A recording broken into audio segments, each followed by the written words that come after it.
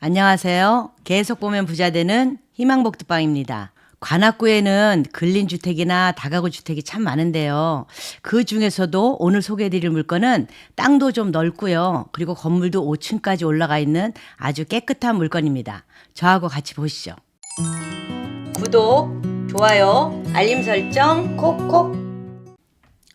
네, 관악구 봉천동입니다. 저 봉천역 보이시죠? 여기 뭐 활기차요, 동네가. 젊은이들이 많아갖고 더 활기찬 것 같아. 그래서 임대 수익이 가장 많은 동네입니다. 네, 신림동하고 봉천동이 그렇거든요.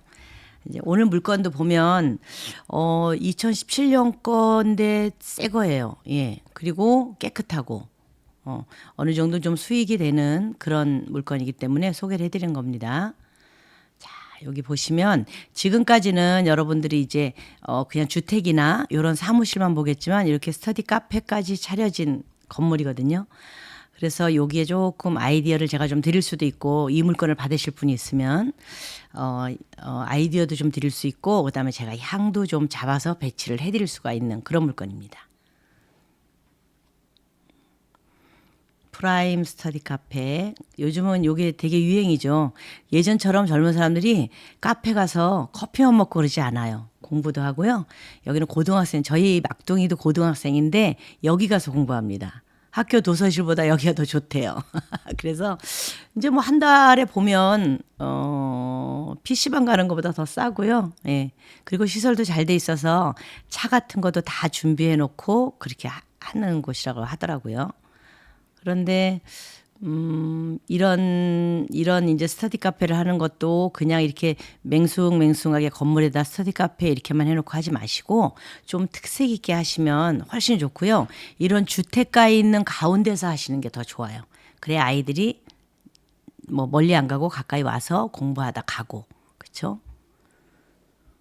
옛날에 공부하던 애들은 우리 이렇게 딱 독서실 책상 있잖아요. 그거 놓고 하고 그랬는데 우리 큰애 때만 해도. 근데 요즘은 다 저렇게 가서 칸막이도 돼 있고 이런 데 가서 공부하더라고요. 그러면서 위에는 또 주택이라서 임대도 하고 그리고 사무실로도 임대도 하고 그렇습니다. 건물이 새 거죠. 예, 깨끗해요. 네, 이 물건은 보다시피 이렇게 지하 1층부터 5층까지 있거든요. 그래서 사실은 이 면적 안에 굉장히 알차게 잘 지어놓은 물건이에요. 그리고 앞에 주차장도 있고, 예, 그래서 이 물건을 지금 제가 소개를 해드린데 자 보세요. 요렇게 지하층을 보면 지층의 내부에 요게 스터디 카페하고 그다음에 운동 시설도 있거든요. 그런데 요렇게 운동은 이제 여기에 사는 그 친구들 입주민들이 할 수 있는 거예요. 보통 근린주택 그러면 그냥 그 방이면 방, 사무실이면 사무실 하나만 세를 놓고 마는데 여기 이런 것도 다 갖춰 놓고 조금 관리가 되는 그런 데라고 보시면 됩니다. 1층은 내부 계단 근데 깨끗하게 돼 있어요. 요게 타일이 굉장히 견고하긴 한데 조금 위에 올라가면 좀 깨진 데가 있더라고요. 제가 보여드릴게요. 네, 여기 2층이고요. 그리고 3층, 4층은 전부 다 룸으로 돼 있죠. 예, 원룸. 요것도 제 평수랑 같이 소개해드리겠습니다. 요 5층에 보면 이게 5층인데 5층 계단 있는데 이렇게 벽면 하자 부분이 있어요. 이게 하나를 탁 쳐서 만약에 깨지면 줄줄줄줄이 다 깨지거든요. 근데 요거는 아마 보수를 해야 되겠죠. 요렇게 몇 장만 갖다 붙이면 되겠네. 그죠? 8장. 이 물건은 2023 타경 103285번의 물건인데요. 감정가는 30억대 나왔습니다. 31억. 그런데 현재 2번 유찰이 됐어요. 그래서 64%로 유찰이 돼서 20억으로 시작을 합니다. 대지는 73.69평이니까 74평이구나 보시면 되고요. 그다음에 건물은 193.2평. 거의 뭐 200평 가까이 되는 거죠. 그래서 지하 1층부터 5층까지 아주 알차게 올라갔어요. 건물 잘 지어 놓으셨더라고. 예. 요게 대지도 지금 두 필지로 돼 있는데요. 요거 한 필지고 그렇죠? 그다음에 요거 한 필지, 두 필지인데 두 필지 앞에서 모양이 이렇게 그 요철 부분도 없고 그죠? 굴곡진도 없고 깨끗해요. 모양 잘 져놨어요. 이렇게 약간 2대3 비율로 입구가 2, 옆면이 3 이런 게 제가 좋다고 몇 번 말씀드렸는데 요렇게 생긴 건물이 가장 우리가 집안에 어떤 좋은 기운을 만들기가 가장 좋은 그런 땅 형태라고 보시면 됩니다. 그래서 이렇게 두 필지. 요거는 5.81평이고요. 그렇죠? 요거는 67.88평. 그래서 합해서 이제 아까 그 73.69평이 나오는 겁니다. 요 건물 면적은 193.22평인데요. 요 보시면 1층이 27.28평, 그죠? 2층은 제일 넓네요, 그죠? 2층이 40.34평. 그다음에 3층은 조금씩 이제 줄어들어야 되겠죠. 32.17평. 4층, 5층은 24, 22평 정도 되고, 예. 그래서 5층이 제일 작지만 아마 4층 위에 뭐 조금 발코니가 좀 넓게 있거나 이렇게 됩니다. 그리고 지하 1층이 26.97평, 27평이죠. 27평 안에 스터디 카페가 이렇게 지어져 있다고 보면 되고요. 그다음에 옥탑 6층까지 있는 거 6층 옥탑이 20평 정도 돼요. 19.22평. 이렇게 돼서 있는데 지금 공부상 그 2층 있잖아요. 2층이 2종 근린생활시설이거든요. 그럼 이거는 사무실 이런 거로 써야 되는데 일부를 주택으로 쓰고 있어. 그럼 얘가 과연 불법 건축물일까? 이것도 한번 저희가 살펴봐야 돼요. 그것도 저희가 살펴봤습니다. 요게 지층인데요. 스터디 카페 있고 여기 헬스클럽. 아까 저기 헬스장 뭐 이렇게 제가 보여드렸잖아요. 그리고 이제 요게 위에 제시의 건물인데 얘는 지하로 내려가는 이제 그 뭐 빗물도 들어가고 막 이러는 여기부터 여기까지가 그런 공간이죠. 그런데 여기를 아예 막았어요. 이제 비든 나무든 뭐 이파리 이런 지저분한 게 들어가니까 아예 막아서 아주 단도리를 잘 해놓은 그런 집입니다. 근데 이것도 제시회인데 이거는 뭐 불법이거나 이러진 않아요. 그리고 1층을 보면 근린 시설로 돼 있고요. 지금 요게 근린 시설인데 요 앞에 요 부분 있죠. 요 부분이 이거예요. 이거 니은자. 요건데 요것도 제시회 건물로 해서 3.39평을 내놨어요. 근데 이렇게 문을 이제 싹 오픈형으로 열면 일단은 불법이 아닌 게 되죠. 여기 문 보면 이게 슬라이드형이잖아요. 쫙 옆으로 열리는 문이거든요. 예.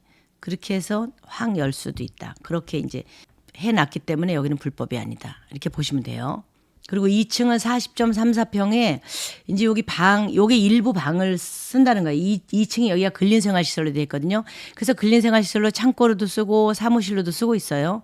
그리고 여기에 이제 방하고 주방 하나 해서 뭐 예를 들어서 이 집을 지키는 뭐 예전 같으면 고시원이라든가 아니면 뭐 요렇게 원룸이 많잖아요. 그럼 우리 총무도 썼잖아요. 그런 총무가 쓸 수도 있고 여기를 관리하는 사람에게 쓰게 했을 수도 있죠. 어떤 형태인지는 정확치 않지만 어쨌든 방 하나에 주방 하나가 있으니까 누군가 살고 있긴 하겠다. 보여지고요. 3층에는 방이 7개예요. 하나, 둘, 셋, 넷, 다섯, 여섯, 7개인데 32.17평에 7개인데 보면은 요게 선 그어져 있죠. 요 선 그어져 있는 데는 사실은 다 요만큼은 다 낸 거예요, 이거 발코니거든요. 이걸 다 낸 거야. 사실 32.17평이면 요 집 방 하나당 4.5평 정도일 거란 말이에요. 4.5평이면 요거 하나가 4.5평인데 요 4.5평이면 사실 그렇게 넓지는 않아요. 근데 여기 비교를 해서 보면 여기 몇 평 정도 되겠어요? 한 1.5평 정도 되겠죠. 1.5평, 1.7평 정도 될 텐데 그거랑 합하면 여기가 한 전용 면적이 한 6.5평, 7평 이 정도 된다는 거예요. 그 정도면 방 널찍하죠. 예. 혼자 시컨 살만합니다. 그래서 이렇게 방을 낸 거고 여기는 아마 우리 아파트 같은 데 가면 집을 내잖아요. 이렇게 이거 트겠습니까? 하는 그런 식으로 이 발코니를 다 터서 방으로 해놓은 것 같아요. 그렇게 해놨습니다. 그래서 이 방이 큰 거예요. 그리고 4층. 네, 4층은 이제 평수가 좀 작잖아요. 24.77평에 방이 4개 있죠. 하나, 둘, 셋, 넷, 5개야. 방이 5개 있네, 4층에. 방이 5개가 있는데 요 방 같은 경우도 거의 똑같아요.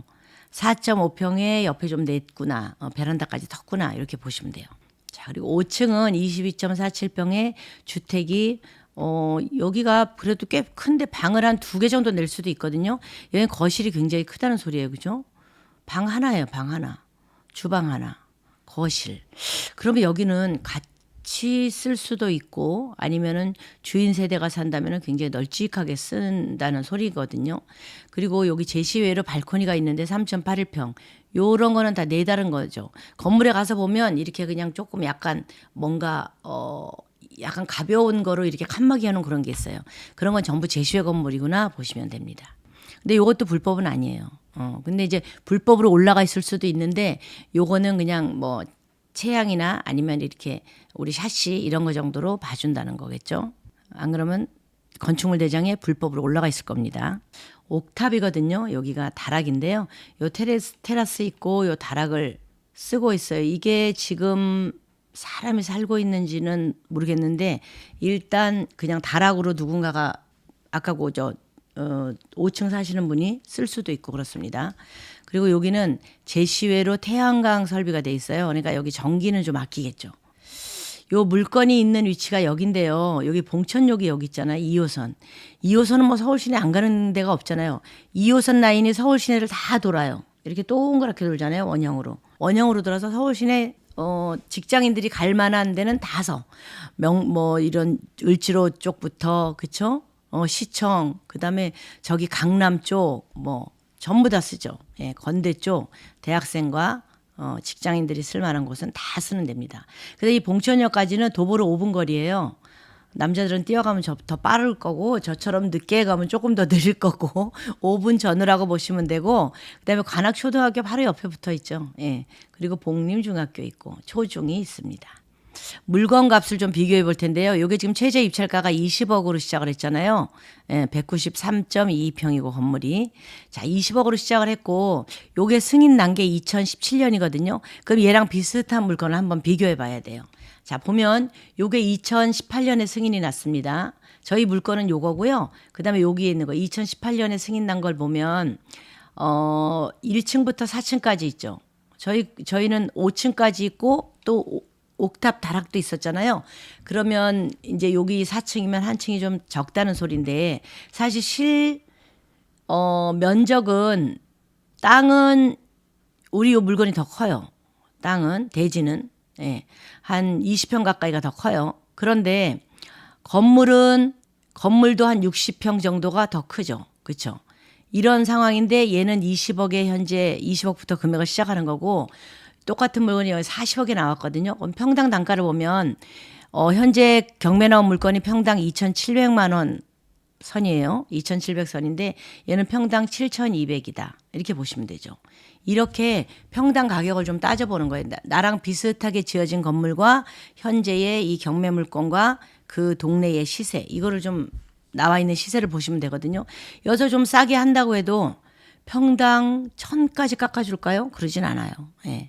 평당 한 500 정도 깎아주면 많이 깎아주는 거예요. 500도 많죠. 그렇게까지 많이 깎아주지는 않습니다. 어쨌든 7,000에서 1,000을 깎아준다고 해도 6,000. 그러면 지금 현재 물건의 2배 반 이상이 되죠. 예. 그리고 그 옆에 있는 물건인데 이것도 4층까지 있습니다. 지하 1층에 4층까지. 평수는 따질 거 없고요. 평당 가격을 보면 5,500에 나와 있습니다.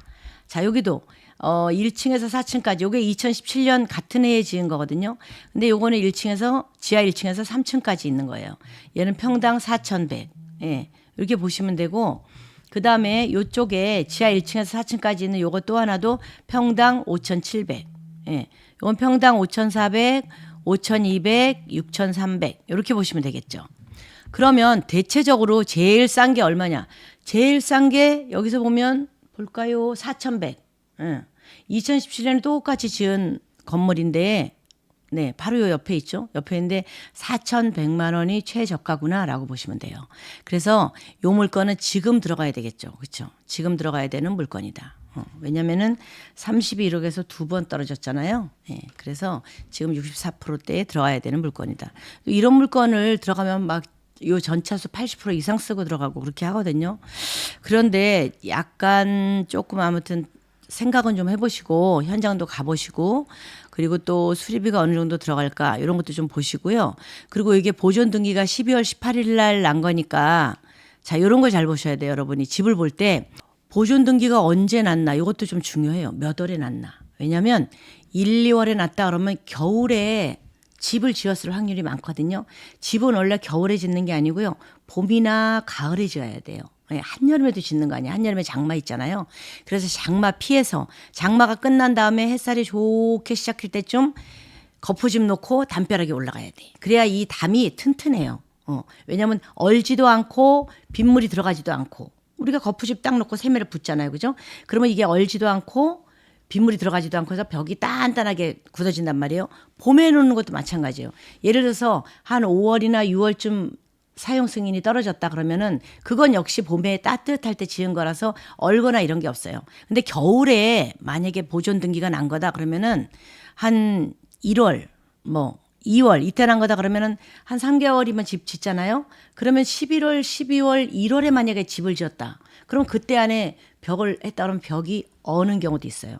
제가 지금 저쪽에 하나 집이 있는데 어느 분이 들어가신다 그래서 그 근린주택을 제가 보니까 가서 이렇게 확인을 해보면 알거든요. 이 집을 확인해보면 이 집이 어떤지를 아는데 상태가 어떤지 아는데 보니까 그거는 벽을 다 허물어야 되는 거야. 그래서 그건 들어가지 마시라고 했어요. 제가.